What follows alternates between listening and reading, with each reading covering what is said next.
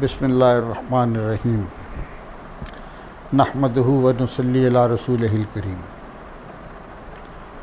میں آئی فاروق مشکور ہوں Pakistan micro finance T V کا کہ انہوں نے آج پاکستان کے ایک ایسے مسئلے پر بات چیت کرنے کے لیے دعوت دی ہے اور اس سے آگے چل کر اس مضمون کو نصاب میں شامل کرنے کا اعادہ کیا ہے، جو یہ بتاتا ہے کہ پاکستان کا اصل اقتصادی مسئلہ کیا ہے۔ آج تک کسی آدمی نے اس بات کو سمجھا ہی نہیں ہے، بالخصوص وہ لوگ جو اکنامکس کی دنیا سے تعلق رکھتے ہیں۔ سب ہم کہتے ہیں کہ سود حرام ہے۔ ارے بھائی خدا کے بندو، اگر سود حرام ہے تو ختم کر دو، یہ سود تو ختم ہو جائے گا، لیکن اکنامکس کے مضمون کا کیا بنے گا؟ یونیورسٹی میں آپ پڑھائیں گے کیا؟ یہ سارے معاملات ایسے ہیں جن پہ آج تک کسی نے غور نہیں کیا، اور اس کی بنیاد یہ ہے کہ قائد اعظم نے 1 جولائی 1948 کو ایک ایسے ادارے کا سنگ بنیاد رکھا جو اسلام کی تاریخ میں اسلام کے معاشی نظام میں شامل نہیں رہا تھا، اور وہ مرکزی بینک تھا۔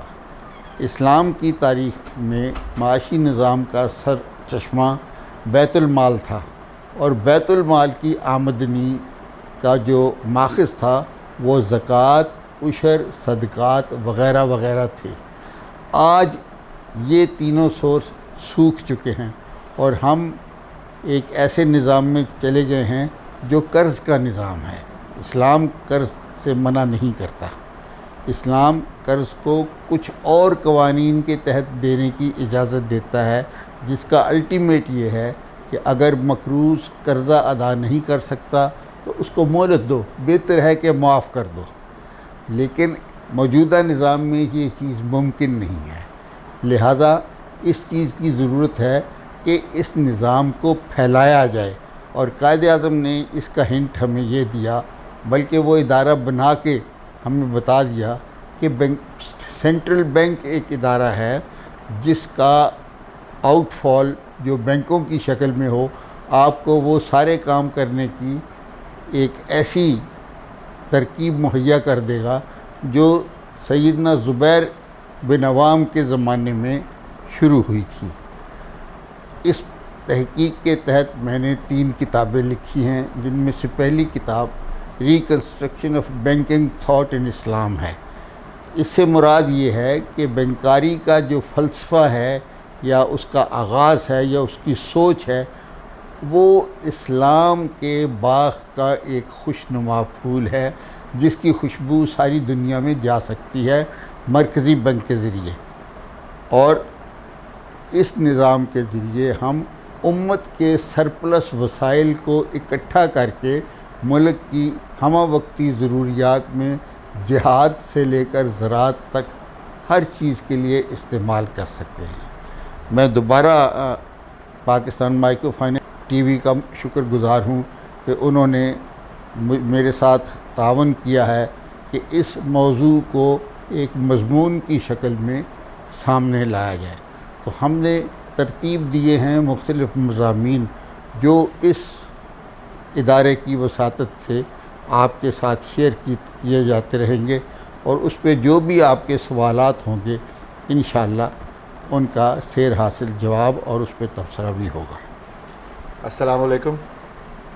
میں سب سے پہلے پاکستان مائیکرو فائنینس ٹیلی ویژن کا بہت شکریہ ادا کرنا چاہتا ہوں کہ انہوں نے ایک بہت اہم قدم اٹھایا ہے، خاص طور پہ اسلام کے اسلامک فائنینشیل اور اکنامک سسٹم کو ہائی لائٹ کرنے کے لیے کہ کیسے آج کے اس نفسہ نفسی کے دور میں جس سے ہم اس وقت گزر رہے ہیں، اس میں ہمارے لیے بہت ضروری ہے کہ ہم اس نظام کو سمجھیں۔ میں بڑا خوش قسمت ہوں، اپنے آپ کو خوش قسمت سمجھتا ہوں کہ میں آج ایک ایسی ہستی کے ساتھ بیٹھا ہوں جن کا اپنی زندگی کا جو مقصد ہے وہ اسی طرف ہے کہ کسی طرح اس چیز کی اویئرنیس پیدا کی جائے اور آلٹرنیٹیو سولوشن دیا جائے کہ جو اس وقت ہم اپنے ملک میں نظام دیکھ رہے ہیں، آج بات ہو رہی ہے، ہم پھنسے ہوئے ہیں، جو بھی اس وقت کی کورونا کی وجہ سے جو اکنامک ایشوز ہمارے سامنے آتے ہوئے نظر آ رہے ہیں، ان کو ہم نے حل کرنا ہے اور ہمیں سمجھ نہیں آ رہا ہمیں حل کیسے کرنا ہے. پہلا سوال میں اشتیاق صاحب آپ سے یہ پوچھنا چاہ رہا ہوں کہ ہم اکثر سنتے ہیں کہ اسلام کا اکنامک اور فائنینشیل سسٹم ہے کہ ایک معاشی نظام ہے, لیکن ایک عام مسلمان جو ہے اس کو اس نظام کے بارے میں علم نہیں ہے. جب ہم کہتے ہیں اسلامک اکنامک سسٹم تو اس کے بعد جواب نہیں کیا ہے, اس کے سامنے وہ شکل نہیں ہے کہ نظام ہے کیا. تو اس کے بارے میں کچھ بتائیے.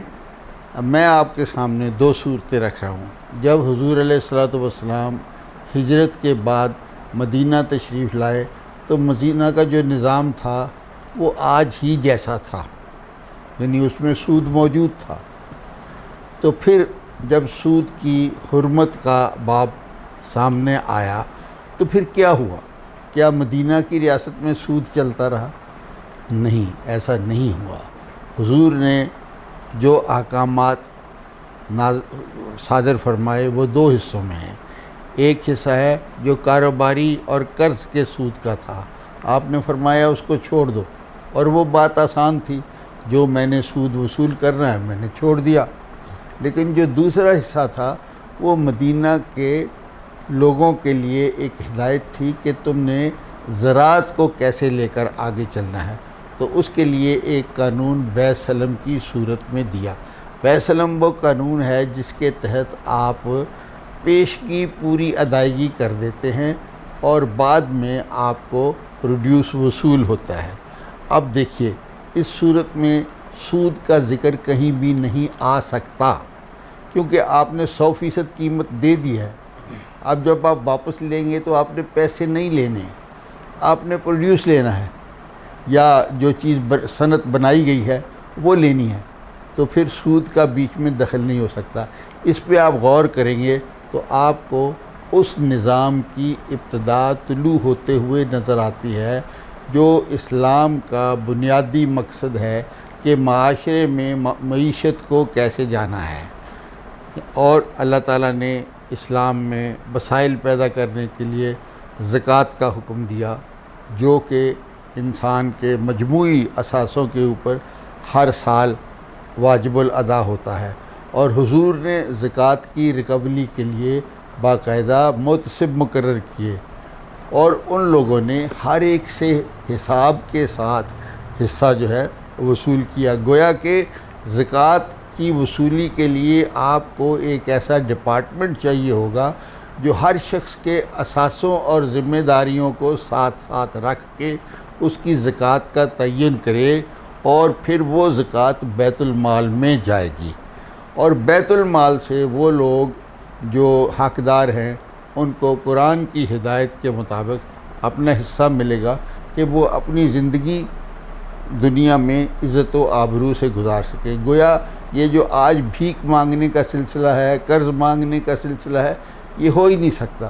بیت المال آپ کو خود بخود آپ کی ضروریات مہیا کرے گا. سیدنا عمر کے زمانے میں جو کہانیاں میں نے پڑھی ہیں, واقعات میں نے سنے ہیں کہ وہ انہوں نے اپنی کمر پہ کسی کے گھر پہنچانے کے لیے سامان لادا کھانے پینے کا, تو غلام نے عرض کیا کہ یہ مجھے اٹھا دے, تو آپ نے فرمایا نہیں, یہ پہنچانا میرا کام ہے. یہ ہے پاکیزگی کا وہ عنصر جو اسلام ہماری زندگی میں شامل کرنا چاہتا ہے. تو زکوٰۃ پہلی چیز ہے جو ہمیں پورے طور پہ ادا کرنی ہے, اور حکومت اس کے لیے دو کام کرے. ایک تو commercial law of Islam codify کرے. آج جو نظام بینکنگ کا موجود ہے اسلامی بینکنگ کے نام پہ, میرا اس پہ صرف یہی اعتراض ہے کہ فرض کیجئے یہ سب ٹھیک ہے, مگر یہ برٹش کمرشل لا کے تحت کیوں اپلائی ہو رہا ہے؟ اس کو آپ اسلامی کمرشل لا کے تحت اپلائی کریں. فوری طور پہ پوری منڈی کی جو معیشت ہے وہ تبدیل ہو جائے گی بیع سلم میں, اور قرض کا نظام تبدیل ہو جائے گا. مقروض کو مہلت دو, اور اگر ہمت ہے تو اللہ کے نام پہ معاف کر دو. یہ پاکیزگی اور نیکی کی ایک محفل شروع ہوگی. اس کے بعد دوسری جو بہت بڑی پاکستان کی خوش قسمتی ہے کہ یہ ایک بہت بڑا زرعی ملک ہے, تو زراعت کے اوپر حضور نے مدینہ کے لوگوں کو عشر کی تلقین فرمائی. تو ہم عشر کیوں ریکور نہیں کرتے؟ جو زکوٰۃ کا محکمہ ہے اس میں ایک چھوٹا سا حصہ ڈالا ہوا ہے. اگر مائکرو فائنینس کے جو ادارے ہیں اور وہ زراعت کو فنڈنگ کر رہے ہیں، وہ اپنی فنڈنگ کو انویسٹمنٹ مائنس عشر کر کے کرتے ہیں، تو آپ دیکھیے کہ یہ پورا نظام اسلام کے دوسرے سورس آف انکم میں آ جائے گا. یعنی پہلے زکوٰۃ پھر عشر. آگے چلیے، آگے پھر جو غیر مسلم ہیں ان سے جزیہ لیا جائے اور ان کو زندگی کے حقوق دیے جائیں. پھر بیت المال کاروبار کرے، اس کاروبار سے جو آمدنی ہو اس کو ریاست کی ذمہ داریوں کے لیے استعمال کیا جائے. یہ وہ طریقہ ہے. تو آپ نے جو بنیادی بات جو پہلی کی ہے، جس کا آج جو مدینہ کی ریاست ہے، اس میں سب سے پہلی چیز جو آپ صلی اللہ علیہ وسلم نے فرمائی جو کی وہ یہ تھی کہ سود کا خاتمہ کیا. سب سے پہلے سود کو ختم کیا، کیونکہ یہ بات سمجھ آنا مشکل ہے کہ اگر ریاست مدینہ کی بات ہو تو اس میں سود کیسے سروائیو کر سکتا ہے. جی بالکل یہی بات سمجھنے کی ہے کہ حضور اس ریاست کی سربراہی کیسے فرما سکتے تھے جو ایک ایسا عمل کر رہی ہو جس سے اللہ نے منع کیا ہو. یہ تو عقل سے بعید ہے نا کہ حضور سود کو جائز سمجھتے ہو. اور اگر حضور سود کو جائز نہیں سمجھتے تو پھر ہم حضور کے ساتھ حالت جنگ میں ہیں. قرآن کی آیت کا تو مطلب یہی ہے. اب موجودہ جو پارٹی ہے جس نے الیکشن جیتا ہے اور حکومت بنائی ہے، اس کا ہمارے ساتھ وعدہ بھی یہی تھا کہ یہ ریاست مدینہ کے ماڈل کے اوپر کام کرے گی. بھائی میرے، ریاست مدینہ کا آخری جو کام تھا جس سے ریاست کی مکمل ہوئی وہ سود کا مکمل خاتمہ تھا، اور آیت قرآن مجید میں موجود ہے. اب آج ہم نے اگر اس ملک کو ریاست مدینہ کے ماڈل پہ لے جانا ہے تو وہ کام جو وہاں آخر میں ہوا وہ ہمیں سب سے پہلے کرنا ہوگا. اور یہ مائکرو فائنینس کے ادارے اس میں بہت اچھا کردار پلے کر سکتے ہیں. آپ نے مائکرو فائنینس اداروں کی بات کی ہے، وہ تو اپنی استطاعت میں جو کر سکتے ہیں کچھ کر بھی رہے ہیں اور بڑا اچھا کام کر رہے ہیں. کچھ ایکسپیرینس ایسے ایگزامپلس بھی ہمارے سامنے ہیں. مثال کے طور پہ ابھی آپ نے بیت سلم کی بات کی ہے، تو ایک مائکرو فائنینس ادارے نے باقاعدہ اس کو پریکٹیکلی امپلیمنٹ کیا ہے، اور کچھ ان کو اس پہ پریشانی بھی اٹھانی پڑی ہے، لیکن انہوں نے اس کو برداشت کیا اور پھر اس کو حل بھی الحمدللہ مل گیا. آپ نے مائکرو فائنینس کی بات کی تو یہاں پہ بے نظیر انکم سپورٹ پروگرام کی بات آتی ہے جو حکومت کے لیول پہ چل رہا ہے، تو وہ بھی تو ایک مائکرو فائنینس ادارہ ہے جو لوگوں کی مدد کر رہا ہے. تو آپ کے خیال میں اس کو بھی اسلامک مائکرو فائنینس میں کنورٹ کیا جا سکتا ہے؟ یہ بالکل کیا جا سکتا ہے. بلکہ میں یہ جسارت کروں گا اس ادارے کے سامنے بتانے کی کہ میں نے محترمہ کو خط بھی لکھا تھا اور اپنی سروسز بغیر کسی معاوضے کے پیش کی تھی. مگر ایشو یہ ہے، ہم سب یہ سمجھتے ہیں کہ جو گورننس کا ماڈل ہے اس کا مرکز وزیر اعظم ہے، اس کا مرکز ثانیہ نشطت صاحبہ یا کوئی اور شخص نہیں ہے. کوئی بھی شخص جو ذیلی سطح پہ موجود ہے وہ اتنا بڑا کام نہیں کر سکتا. مثلا گورنر اسٹیٹ بینک ہے، آج تک وہ WTO ماڈل جو ہے اسلامی بینکنگ کا اس سے باہر نہیں نکل پا رہے. کیوں؟ اس لیے کہ ان کے بورڈ پہ سیکٹری فائنانس بیٹھا ہے اور وزیر خزانہ ان کو ہدایات دیتا ہے. تو اس کا طریقہ یہی ہے کہ پارلیمنٹ لیجسلیشن کر دے، پھر ہر کوئی خود بخود کرے گا. میں آپ سے یہ چیز پوچھنا چاہ رہا ہوں کہ ابھی آپ نے ذکر فرمایا کہ سپیریئر یونیورسٹی کا جو سینٹر فار اسلامک فائنانس ہے، اس نے وہاں پر آپ نے پورا ایک کریکولم جو ہے وہ ڈیولپ کیا اس سلسلے میں. تو اس کے بارے میں تھوڑا سا ہمیں بتائیے کہ وہ کریکولم کی کیا آؤٹ لائن ہے. کہ اس کریکولم میں ہم نے یونیورسٹیز کے اور مدارس کے دونوں کے سلیبس کو آمنے سامنے رکھا ہے. یہ کام کرتے وقت ہمارے سامنے ریاست مدینہ بنانے والوں کی یہ ایفرٹ شامل تھی کہ مدارس کو مین سٹریم میں لایا جائے. ہم بھی چاہتے ہیں کہ مدارس کے اسٹوڈنٹس کو ہم نے پچھلے 70 سال سے اگنور کیا ہوا ہے. حکومت کسی بجٹ میں مدارس کے لیے ایک پیسہ مختص نہیں کرتی. کیا وہ چلڈرن آف لیسر گاڈ ہیں؟ کیا وہ پاکستانی نہیں ہے؟ ان کا حق نہیں ہے کہ ان کے بھی ایسے کالج ہوں جیسے گورنمنٹ کالج ہے یا اسلامیہ کالج ہے یا کوئی اور بڑا ادارہ ہے؟ تو ہم نے اس چیز کو سامنے رکھتے ہوئے ان کے سلیبس کو میچ کرنے کی کوشش کی. تو پتہ یہ چلا کہ سود کا متبادل نظام مدارس کے نظام میں موجود ہے. تو اس میں کیا آر ہے کہ ہم اس نظام کو یونیورسٹی میں پڑھا دیں اور یونیورسٹی کے وہ سبجیکٹس جو غیر شرعی نہیں ہیں وہ مدارس کو پڑھا دیں. علماء خود بخود حکومت کے ساتھ تعاون کریں گے. لیکن اس میں جو سب سے بڑی بات سوچنے کی ہے اور جو حکومت کو کرنی پڑے گی وہ یہ ہے کہ 1 لاکھ سے زیادہ علماء وہاں استاد ہیں. ان کے سٹیٹس کو ریکگنائز کرنا پڑے گا اور ان کو عام یونیورسٹیز میں ریگولر پروفیسرز کے طور پہ لینا پڑے گا تاکہ وہ مدارس کا نظام یونیورسٹی میں پڑھائیں اور یونیورسٹیوں کے پروفیسرز مدارس ان کو باقاعدہ جگہ مہیا کی جائے. اب جو نظام ہے کہ وہ مسجد میں پڑھتے ہیں یہ پاکستان کا نظام نہیں ہے. یہ کوئی بات نہیں ہے کہ پنجاب یونیورسٹی کا سارا خرچہ تو حکومت برداشت کرے لیکن جامعہ اشرفیہ میں جو اساتذہ ہیں وہ زکوٰۃ کے پیسے پہ سے اپنا گزر اوقات کرے. یہ درست بات نہیں ہے. آپ دونوں کو ایونلی ٹریٹ کریں. وہ آپ کے 2 ہاتھ ہیں. ویسے مشرف کے دور میں ایک کام تو بہت اچھا ہوا ان کے دور میں کہ انہوں نے یہ ریکگنائز کیا کہ جو اب وفاق المدارس جس کا امتحان پاس کرنے کے بعد ایک جو طالب علم ہوتا ہے اس کو عالم کی ایک ڈگری ملتی ہے اس کو HEC اب ریکگنائز کرتا ہے equivalent to masters in Islamic studies. تو یہ ریکگنیشن ہو چکی ہے. نہیں، میرے علم کے مطابق گریجویشن ان اسلامک اسٹڈیز مانا جا رہا ہے. حالانکہ اگر آپ ان کا مکمل سلیبس دیکھ لیں تو اس سے زیادہ کی گنجائش ہے جس کو سامنے رکھتے ہوئے اور استعمال کرتے ہوئے ہم نے 7 کے اگینسٹ 7 سبجیکٹ ہی پرسکرائب کیے. تو آپ نے جو اپنا کریکولم ڈیولپ کیا ہے اس میں آپ نے مدارس کے کتب میں وہ جو نظام موجود تھا اس کو آپ نے ٹرانسلیٹ کیا ہے انٹو کریکولم اس لینگویج میں کہ جب یونیورسٹی کی جو ہم جس طریقے سے پڑھائیں جن چیزوں میں ہم پڑھتے ہیں جو ٹرمز یوز کرتے ہیں اس میں آپ نے اس کو کنورٹ کر لیا. بالکل. اور ہم نے اسکول لیول سے شروع کیا ہے کیونکہ مدرسے کی زندگی میں اسکول نہیں ہوتا. وہ شروع سے ہی دینی تعلیم کا ایک پلر ہے جس پہ وہ چڑھتے جاتے ہیں. ہم یہ چاہتے ہیں کہ دونوں جگہ ابتدا سے اوپر چڑھنا پڑے تاکہ کچھ عرصے کے بعد اسکول اور مدرسے کی تفریق ختم ہو جائے.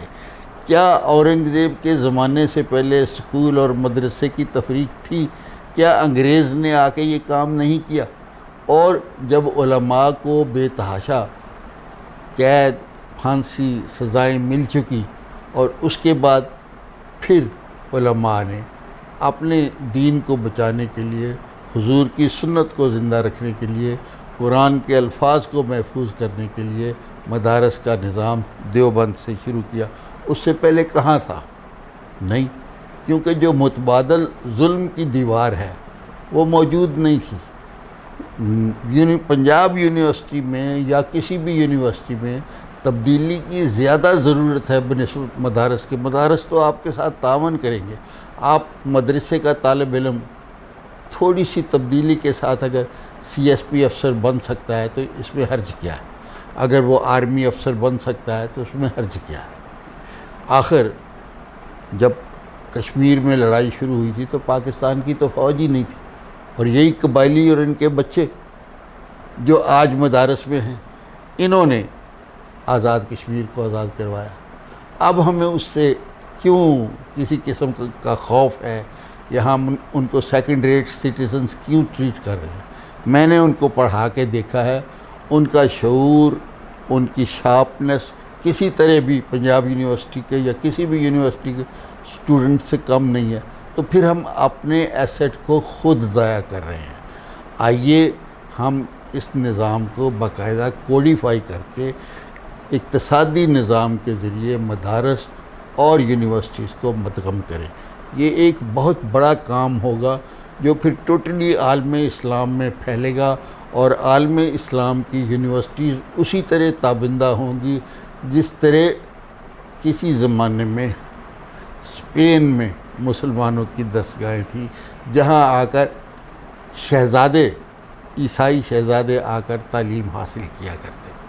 وہ وقت آ سکتا ہے، اور علامہ اقبال نے وہ پیشینگی گوئی دی ہوئی ہے کہ وہ شیر پھر ہوشیار ہوگا، تو ہم وہ شیر بن کے کیوں ہوشیار نہیں ہو سکتے؟ ہاں، میں مانتا ہوں کہ یہ چیز موجود نہیں تھی۔ میں نے اپنی زندگی کے 35 سال اسٹیٹ بینک میں کام کرنے کے ساتھ ساتھ اس موضوع کو اپنی زندگی کا ایک ڈیوٹی بنایا، کیونکہ میرے والد خود ٹیچنگ پروفیشن میں تھے، اور انہوں نے مجھے بتایا کہ بیٹا یہ قائد اعظم کا پیغام ہے، اور اس کے ذریعے ہی پاکستان دنیا میں لازوال مملکت کے طور پہ ابھر سکتا ہے، اور اس کے دو ہی کام ہوں گے، احیاء اسلام اور احیاء امہ۔ کیا اس سے بڑا کوئی کام پاکستان کر سکتا ہے؟ میرے خیال میں نہیں۔ ہمیں اقتصادی نظام سے آگے بڑھ کر پاکستان کو اس عظمت کی طرف لے جانا چاہیے جو قائد اعظم کی سوچ تھی، اور جس کے خواب ہمارے بزرگوں نے دیکھے اور اس کے لیے کام کیا۔ مولانا جی، آپ کا بہت بہت شکریہ۔ آپ سے انشاءاللہ بہت مزید شکریہ۔ نشستیں انشاءاللہ جاری رکھیں گے، اور آپ سے سیکھنے کی پوری کوشش کریں گے، اور یہ کوشش بھی ہوگی کہ بہت اچھی بات ہے کہ سویلج یونیورسٹی نے بہت اہم قدم اٹھایا ہے۔ اللہ تعالیٰ پرائیویٹ سیکٹر کی اور جو یونیورسٹیز ہیں ان کو بھی اس کی توفیق دے، وہ بھی اس بارے میں غور کریں، کیونکہ اس نظام میں آپ نے جو ابھی جو سسٹم ہے وہ بھی سیاست پڑھانا ہے، اور اس کے ساتھ ساتھ آپ نے دوسرا بھی پڑھایا تاکہ ایک بچہ جو ہے اس کے سامنے جسے کہتے ہیں تصویر کے دونوں رخ آ جائیں۔ کہ میں آپ کی وساطت سے اور رافع صاحب کی محبت کے نتیجے میں ایک آفر کرتا ہوں ان کے مائکرو فائنانس بینکنگ کے ہیڈ آفس کو کہ آپ ہمیں موقع دیجئے، ہم ابتدا کریں گے آپ ہی کے افسران سے، اور ایک نظام سامنے لائیں گے۔ ان میں سے جو بچے ہمارے ساتھ تعلیمی حیثیت میں آنا چاہیں گے، وہ آپ کا مائکرو فائنینس کا تجربہ اور یہ مضامین ساتھ ملا کر رورل ایریا میں پھیل جائیں گے، اور پوری ایگریکلچر کا پروڈیوس آپ مارکیٹ میں پک کریں گے۔ آپ دنیا میں ایگری پروڈکٹس کی پرائس فکسنگ کریں گے جو اسلامی طریقے پہ ہوگی، اور سب اس کو تسلیم کریں گے، نہ اس میں سٹا ہوگا، نہ اس میں جوا ہوگا، نہ اس میں سود ہوگا، اور نہ کوئی اور اس میں اسراف یا بے حیائی ہوگی۔ یہی دین کا تقاضا ہے، اور یہی سٹیپس ہیں جن کو آپ ہم لیں گے، اٹھائیں گے، تو ہم حضور سے خود بخود منسلک ہوتے جائیں گے، ہم جنگ چھوڑ دیں گے، آپ کے قدموں میں گریں گے۔ آپ سے گزارش ہے جو یہ بات میری سن رہے ہیں کہ اس چینل کو سبسکرائب کریں، آپ کو نوٹیفیکیشنز آتے رہیں گے، آپ کو معلوم ہوتا رہے گا کہ کس وقت ہم کس ٹاپک پہ بات کریں گے، اور پھر بات کو آگے لے کے چلنا ہے ہم نے، تو اس کے لیے بہت ضروری ہے کہ سننے والے جو ہیں چینل کو سبسکرائب کریں۔ بلکہ جو آپ چاہتے ہیں مزید ٹاپکس اس میں ایڈ کروانا، آپ اسی سبسکرپشن کے تھرو ڈیمانڈ کرتے رہیے، آپ اپنا حق استعمال کیجئے، ہم آپ کے خادم ہیں۔ آپ کا بہت شکریہ جی، بہت شکریہ۔ آپ کا بھی شکریہ۔